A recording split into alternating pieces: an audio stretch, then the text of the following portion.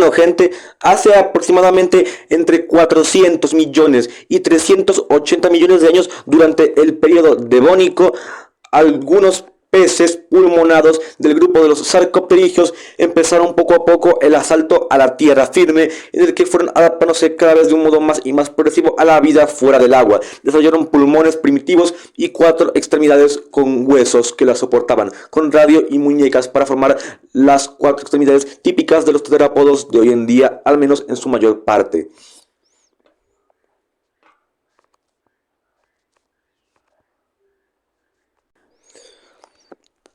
Así fue como poco a poco estos primeros tetrápodos basales fueron evolucionando hasta convertirse en lo que tradicionalmente se llamaba como los primeros anfibios.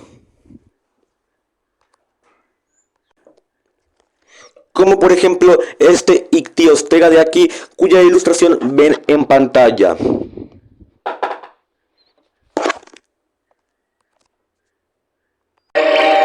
Pues bien, algo que no podemos negar es que entre los periodos carbonífero y devónico, hace entre 380 y 350 millones de años, los anfibios tuvieron, a pesar de sus limitaciones acuáticas, un enorme éxito. Y es que se diversificaron y multiplicaron una gran variedad de grupos, como por ejemplo los ictiostegalios, pero sobre todo los que más cabe destacar son los termospóndilos y los lepospóndilos, antepasados respectivamente de los anfibios modernos y de los futuros amniotas. Sin embargo, el problema con los anfibios es que, a pesar de poder vivir fuera del agua, seguían ligados a ella. Por empezar, su fina piel estaba constantemente humectada, ya que estaba fina y totalmente húmeda y llena de muchas glándulas. Y por otro lado,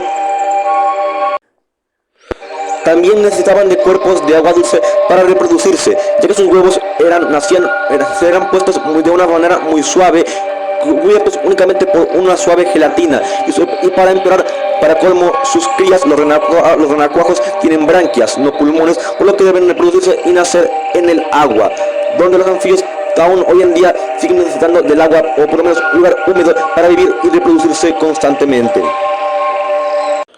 Pues bien, este problema no se solucionaría de manera definitiva hasta hace aproximadamente entre 320 y 310 millones de años antes del presente, en algún momento de mediados y finales del periodo carbonífero, cuando apareció una verdadera revolución evolutiva entre los tetrápodos, la aparición del huevo amniota, es decir, un huevo con sacos de amnios en el interior, y todo ello cubierto por una gruesa cáscara que mantenía la humedad dentro del embrión, como si fuera una pequeña laguna personal para cada embrión, lo que permitía que los huevos fueran puestos en cualquier lugar, por más árido que este fuera, y las crías, una vez desolladas, nacían totalmente independientes, capaces de respirar aire y valerse por sí mismas.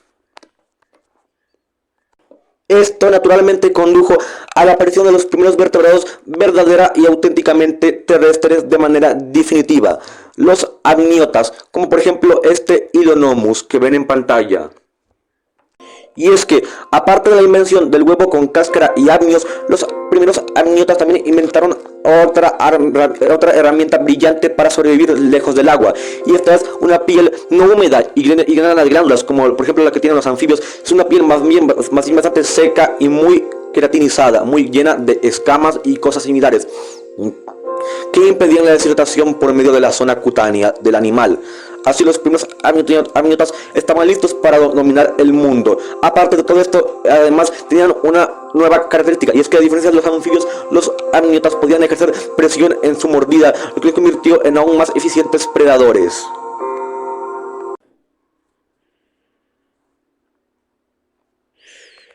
Y pues de este modo, a lo largo de finales del carbonífero y el siguiente periodo y todo el siguiente periodo pérmico, los amniotas se alzaron a la conquista del mundo. Pangea, vaya, todo el mundo terrestre que era habitable en ese entonces.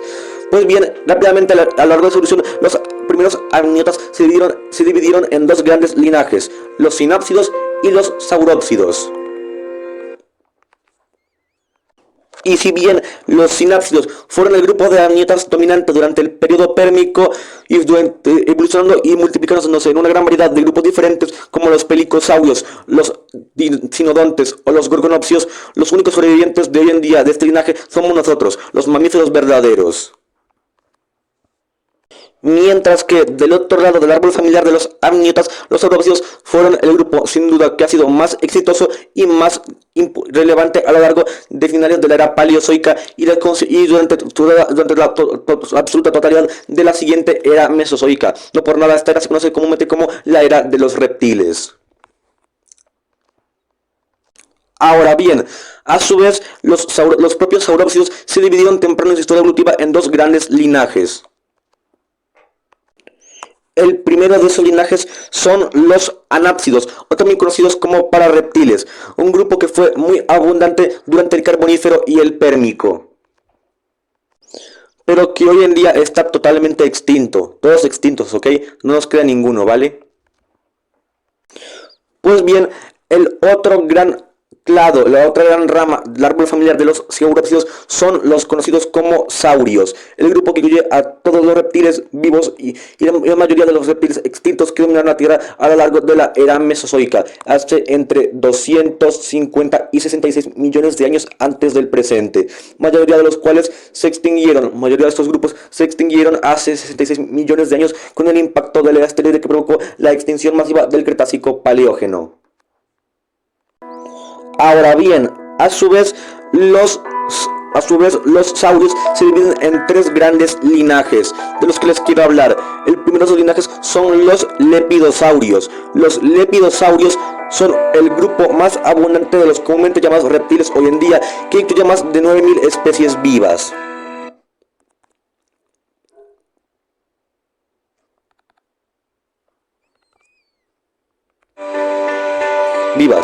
A su vez, los lepidosaurios se dividen en dos grandes linajes que existen y han existido. Y bueno, esos dos grandes linajes, esos dos órdenes principales de lepidosaurios de los que les hablaba son respectivamente el orden Rhynchocephalia, que incluye, bueno, durante la era mesozoica fue muy abundante y muy exitoso, pero que hoy en día está reducido a una única especie viva. El género es Phenodon, con las especies modernas que conocemos comúnmente como tuátaras, endémicas de Nueva Zelanda. ¿Ok?